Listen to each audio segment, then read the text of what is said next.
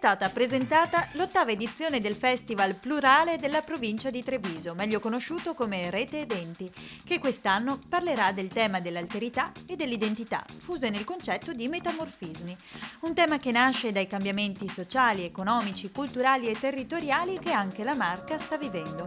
A parlarcene l'assessore Marzio Favero. Oggi il Festival Rete Eventi credo sia la realtà culturale più importante in Veneto e credo uno dei festival di riferimento in Italia. Il vero motore è dato dalle quasi 200 associazioni che condividono con noi la programmazione, la logistica, le risorse artistiche e ci consentono di dare le risposte al quasi 1.000.000 di abitanti della Marca trevigiana, ma anche ai molti visitatori che ci raggiungono. Un festival che da 8 anni rompe con l'idea tradizionale, presentando gli eventi in uno speciale teatro diffuso. Non è più tempo di circoli intellettuali o dei soliti luoghi della cultura. Non che sia sbagliato andare nei teatri di tradizione, ma non basta più. Oggi abbiamo un pubblico costituito da centinaia di migliaia di persone, la città in cui viviamo, che è fatta di tante città minori, ha una struttura a rete e quindi a rete deve essere l'offerta per avvicinare quante più persone possibile. E anche quest'anno le ricadute turistiche ed economiche saranno eccezionali. Si stima un indotto pari a 18 milioni di euro per una partecipazione di massa, come ci spiega l'assessore Floriano Zambon. Gli 800.000 visitatori stimati per quest'anno sicuramente si trasformeranno in parte in turisti.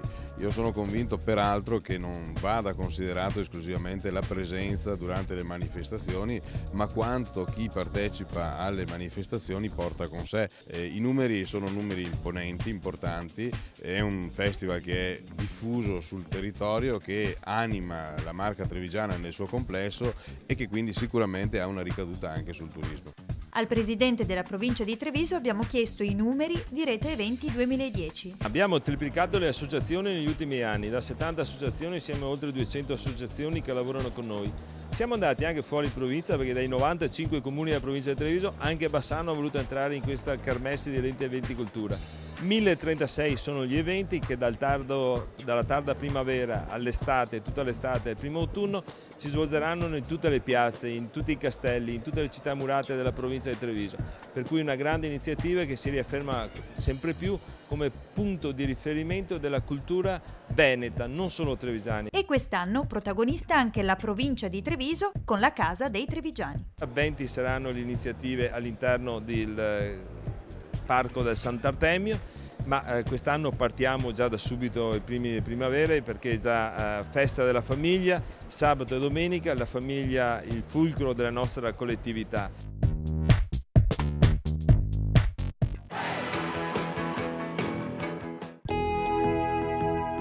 Tutti in campo a Vedelago contro la fibrosi cistica, terribile malattia genetica che colpisce i bambini.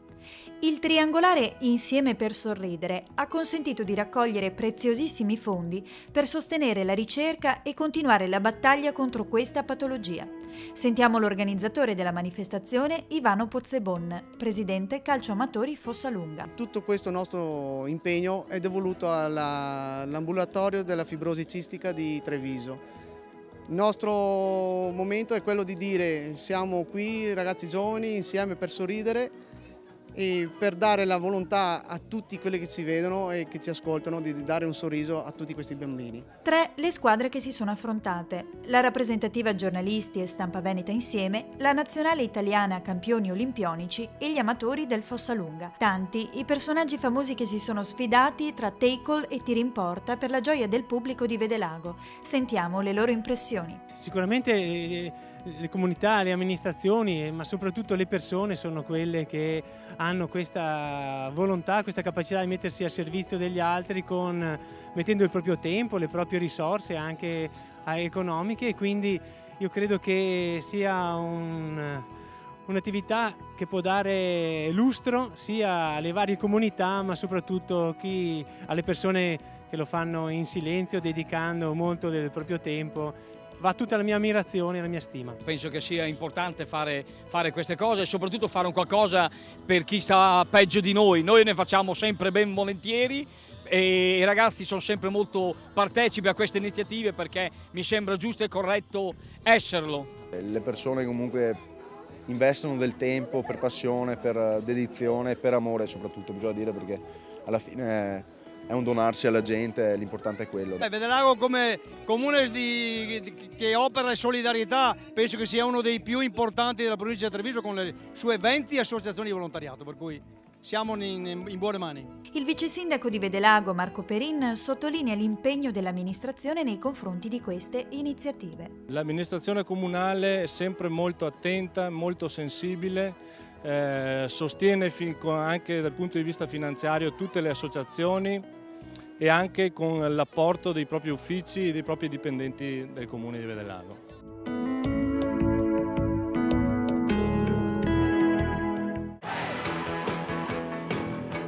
E siamo in questa magnifica grotta nel giardino di Villa di Maser per dirvi di attendere qualche istante per questa pausa di cronache trevigiane e tra poco sentiremo altri protagonisti della 20ª mostra della ciliegia. A tra poco.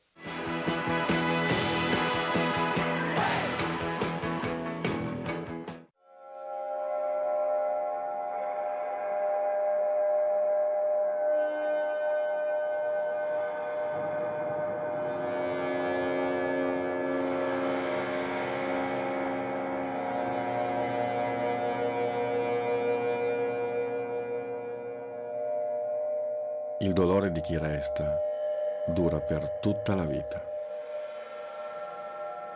Cerca di volerti bene.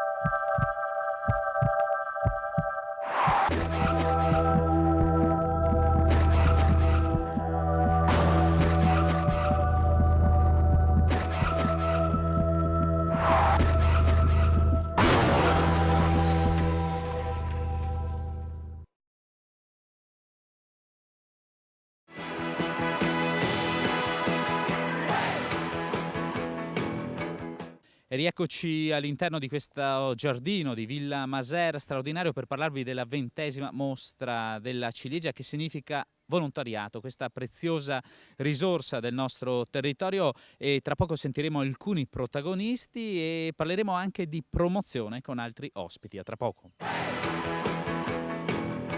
Parole di Terenzio Borga, presidente di Aprolav, l'associazione che in Veneto riunisce circa 4.000 produttori di latte. Parole dette a caldo dopo un'assemblea annuale a tratti drammatica. Ecco il direttore Bruno Bernardi che analizza alcuni temi emersi dall'assemblea. Non si può delegare alcuno, devono essere i produttori presenti nei posti di potere. Secondo punto, il prezzo del latte che ha raggiunto il minimo storico, le aziende sono al collasso, abbiamo urgente bisogno che ci sia un cambio di rotta. Uno dei problemi cronici di questo mondo è la sua divisione, come spiega Alberto Menghi del CRPA. Un invito sarebbe quello di collaborare di più tutti insieme, perché quando nelle varie incontri che abbiamo con le associazioni dei produttori, con i produttori latte, ci sono sempre 1000 divisioni all'interno dello stesso mondo. Gli obiettivi dovrebbero essere comuni, la necessità di migliorare i redditi delle aziende dovrebbe essere comune, quindi le divisioni fanno solo del male a tutto il sistema e quindi anche poi alla fine anche ai prezzi del latte. L'assemblea di Aprolav ha ospitato anche il presidente degli European Dairy Farmers, il francese Jean-François Vernal, un modo per comparare il mondo del latte europeo. Sentiamo in Francia come sta andando. La sensazione dei produttori latte non è buonissima perché il prezzo del latte è abbastanza basso, infatti la settimana scorsa c'è stata una grossa manifestazione a Parigi dove ci sono stati 11.000 trattori che protestavano. Conti che circa il 20% delle aziende non ce la farà a superare questa crisi, le aziende da latte, il 20% dovrebbero rimanere più o meno nella stessa situazione, il 60% invece andare bene e superare questa fase di crisi.